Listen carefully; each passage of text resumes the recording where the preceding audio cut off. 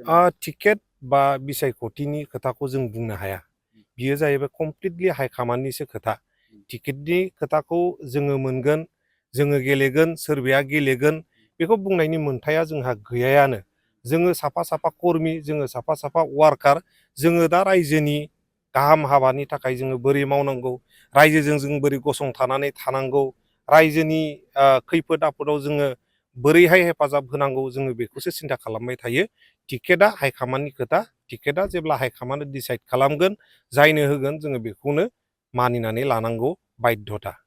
हेफाजाबा बिथांमोना गोजोननायखौ फोरमायदों, आंल' नङा, जोंजों लोगोसे दङ ब्लकनि प्रेसिडेन्ट बिदाव मुसाहारि बिथां, जोंनि इयुथनि सेंग्राफोर गासैबो दङ।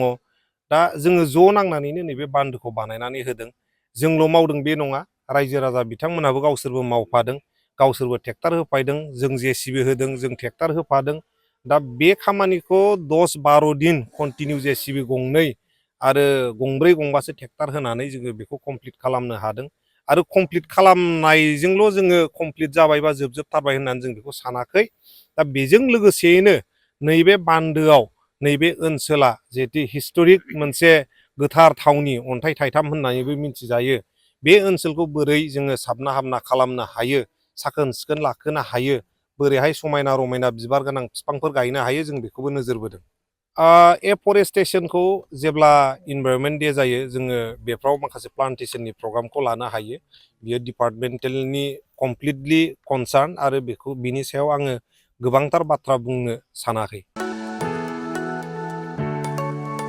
जोबोद गोजोनथाव खौरां। सेन्ट एन्स सिनियर सेकेन्डारि स्कुल बालागाव क'क्राझारनि हायार सेकेन्डारि जोबथा आनजादनि फिथाइया जोबोद मोजां।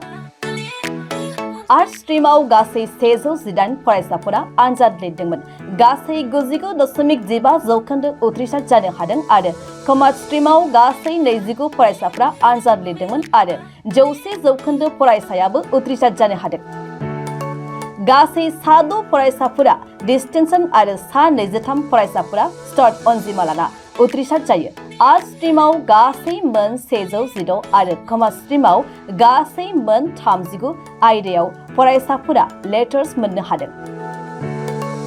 इंलिसाव 4, एमएल बड'आव 8, अल्टारनेटिभ इंलिसाव 19, पलिटिकल साइन्सआव 26, हिस्ट'रियाव 22, एडुकेसनाव 0, इक'नमिक्सआव 12, एडभान्स बड'आव 7, ससियलजियाव 0, एकाउन्टेन्सियाव 3, बिजनेस स्टाडिजआव 10 आरो फाइनान्सआव 12 फरायसाफोरा लेटार लानानै उथ्रिसार जानो हादों। आर्ट्स स्ट्रिमाव गासै 83 फरायसाफोरा 1थि थाखो, 34 फरायसाफोरा 2थि थाखो आरो 3 फरायसाफोरा 3थि थाखोआव उथ्रिसार जानो हायो। लोगोसे कमार्स स्ट्रिमाव 25 फरायसाफोरा 1थि थाखो, 4 फरायसाफोरा 2थि थाखोआव उथ्रिसार जानो हायो। आर्ट्स स्ट्रिमाव गायत्री पक्रेला 91.2% लानानै आरो कमार्स स्ट्रिमाव क्रिस्मिता ब्रह्मआ 87.4% लानानै बयनिख्रुइ बांसिन नम्बर लानानै उथ्रिसार जायो।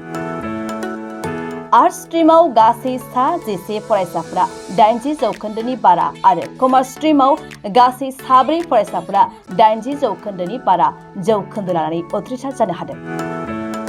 जेनिला मोसाहारिया कमार्स स्ट्रिमाव इक'नमिक्स आयदायाव 99 नम्बर लानानै आसामनि मादावनो गोजौसिन मासि आवग्रिनो हादों। बेबायदिनो मोजां फिथाइ मोननो हानायनि सेन्ट एन्स सिनियर सेकेन्डारि स्कुलनि सामलायगिरि गोदायुं आरो फोरोंगिरिफोरनि नाजानाय आरो थुलुंगानायखौ मख'नो गोनां। सेन्ट एन्स सिनियर सेकेन्डारि स्कुल बालागाव क'क्राझाराव ओइचएसनि थाखाय आर्ट्स आरो कमार्स स्ट्रिमाव मुं थिसननाया सोलिगासिनो दं। बेजों लोगोसे डिग्री थाखोआव BA आरो BComआव मुं थिसननाया सोलिगासिनो दं।